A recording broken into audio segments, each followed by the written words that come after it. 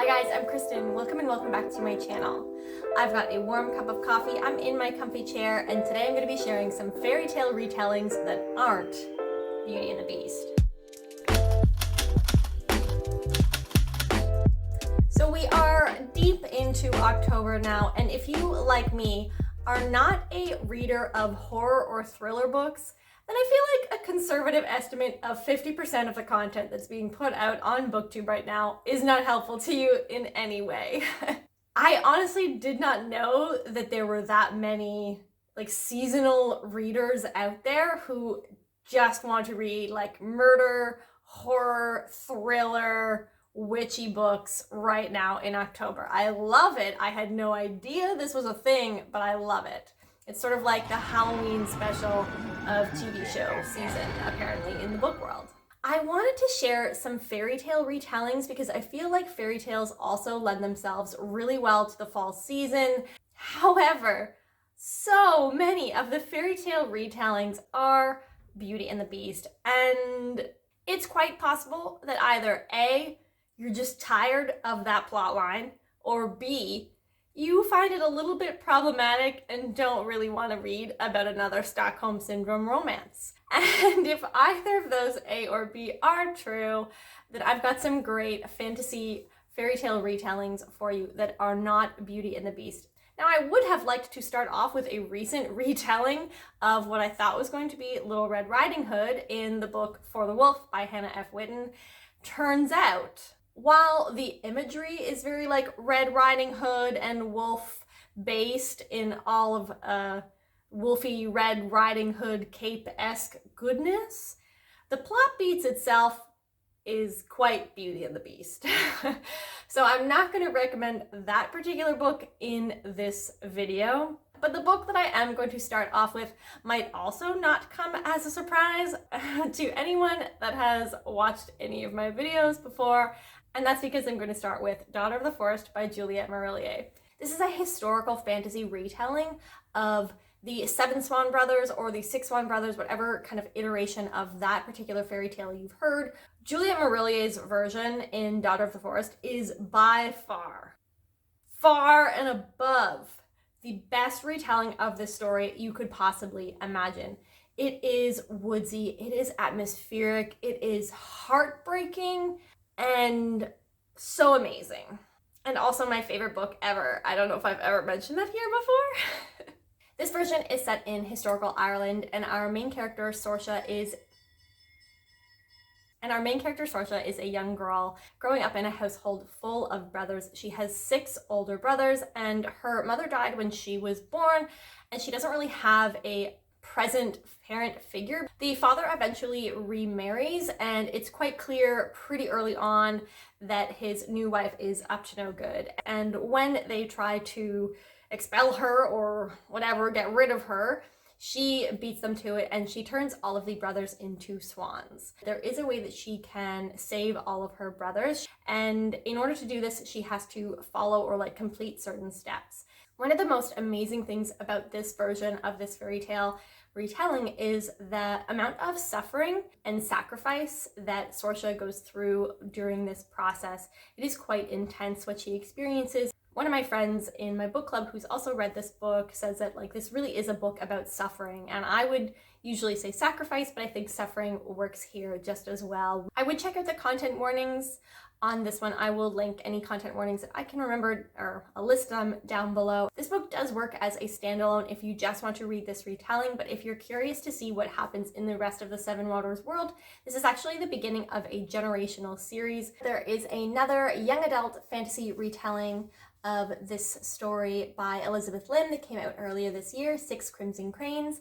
It is very different in vibe than Daughter of the Forest. It is young adult, it feels like young adult, maybe perhaps towards the younger side of young adult, and it is a lot more of an upbeat, kind of campy, funny story. So if that is something that you're looking for, you can also check out that book as well. And I did talk about it in greater detail in, I think, one of my wrap-ups earlier, so I will link that above. I'll also put up, I'm forgetting the name and the author right now, so I apologize, but a close friend of my friend Taylor's is actually also written and releasing or is publishing a retelling of this story. So I'll put up the cover for that and the information for that book down below. Next up is a young adult fantasy retelling of Goose Girl, and that is Thorn by Intisar Kanani. The Goose Girl story is a fairy tale that I was not familiar with when I read this book, but I'm actually really interested in seeing more iterations or retellings of Goose Girl in the future. This young adult version follows the main character, Princess Alira, who is pretty hated and abused by her mother and brother. So heads up on content warning for like family verbal abuse and physical abuse actually in this book.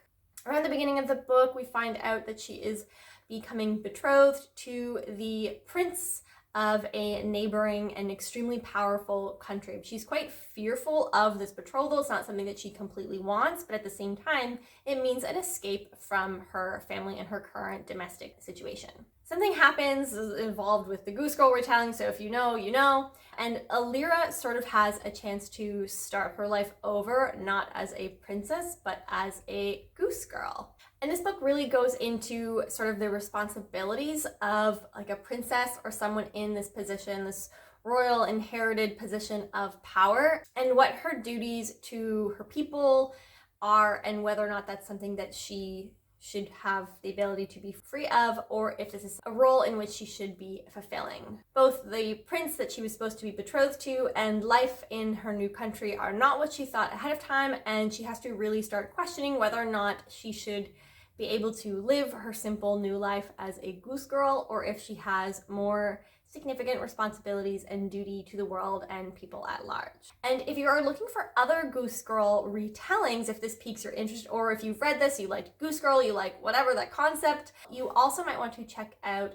an upcoming book that is being released on October 19th. So I think by the time this video is up, it will have just come out, and that is Little Thieves by Margaret Owen. I did include Little Thieves in my anticipated releases for the second half of the year video, but that was because it was by Margaret Owen, and I really loved her, what was that called?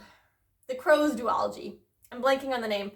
I really liked that duology that I read of Margaret Owen's earlier this year, and so I included Little Thieves, but I just recently found out that Little Thieves is also a Goose Girl retelling. It sounds like it's more of like a dark, sinister retelling or version of Goose Girl, and that definitely fits in line with Margaret Owen's other books that I've read. Switching it a little bit away from the sort of historical fantasy fairy retellings, we have a newer release, a Spindle, Splintered by Alex E. Harrow, which is a sort of urban magical realism retelling of Sleeping Beauty. As it is poignantly pointed out by our main character, Zinnia, Sleeping Beauty is an interesting fairy tale because the main character, our heroine, Aurora, or Primrose, or whoever, is actually asleep for the majority of the book. The situation for this sort of revamped modern retelling of Sleeping Beauty is our main character, Zinnia, who has been living with, since birth, a medical condition created by a corporate spill or waste or runoff or something, and that has a predicted life expectancy of not much longer than 21 years of age. On her 21st birthday, Zinnia pricks her finger on the spindle of a spinning wheel, as one does, and she is magically transported to another realm where she meets Primrose herself, who is about to prick her finger on that spinning wheel. The two get caught up in this sort of whirlwind story of trying to help each other out, escape their potential futures that they have both known for their entire lives. And what results is this really hardcore, feminist, spunky retelling, or trying to tell in a different way or create a different ending or story to the Sleeping Beauty story itself. For a novella, I thought it had the perfect right amount of world building. It leans into the Disney comparisons, it leans into the fairy tale retelling, it leans into the kind of morbid situation at large here. I would definitely recommend checking this out if you were looking for a more badass feminist version of Sleeping Beauty. Okay, and then finally, our last fairy tale retelling on the list is a popular and well-known one, and that is Spinning Silver by NAOMI Novik. This is a Rumpelstiltskin retelling of all things. Now, admittedly, this is a more wintry retelling, so I would leave this to the end of your fall reading TBR, perhaps more into like late November or December if it is snowy wherever you are, if you're expecting snow. Hold it off, wait until it is snowy outside. It is the perfect atmospheric read for a winterscape setting. We follow the main character Miriam, whose family are moneylenders, but her father is one of those kind of good-hearted people who kind of gets taken advantage of, and he doesn't have it in him to force people to pay back the loans that he has given them.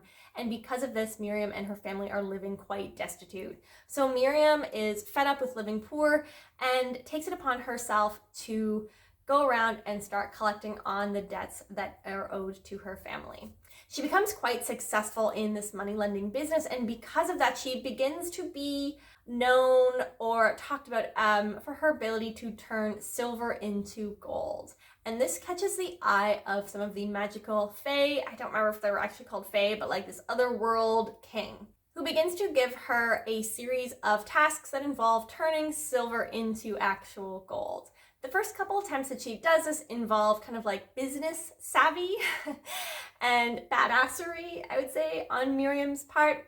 But the challenges become more and more challenging and more magical as the story unfolds.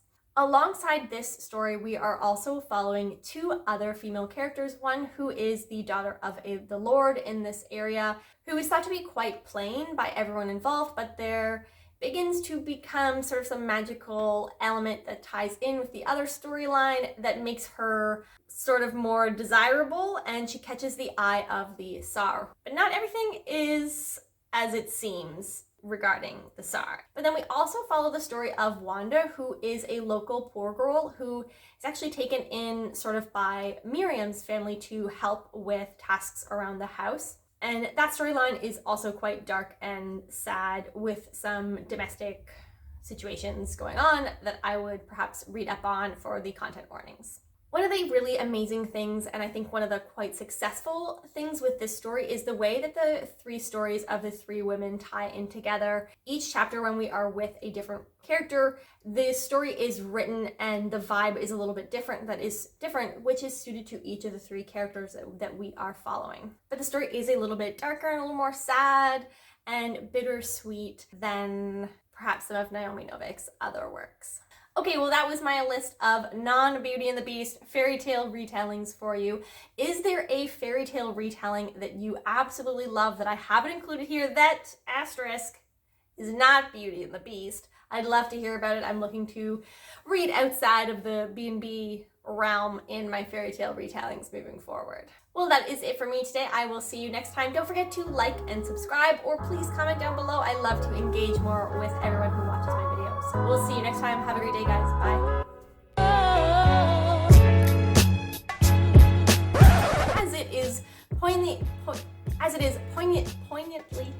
As it is poignantly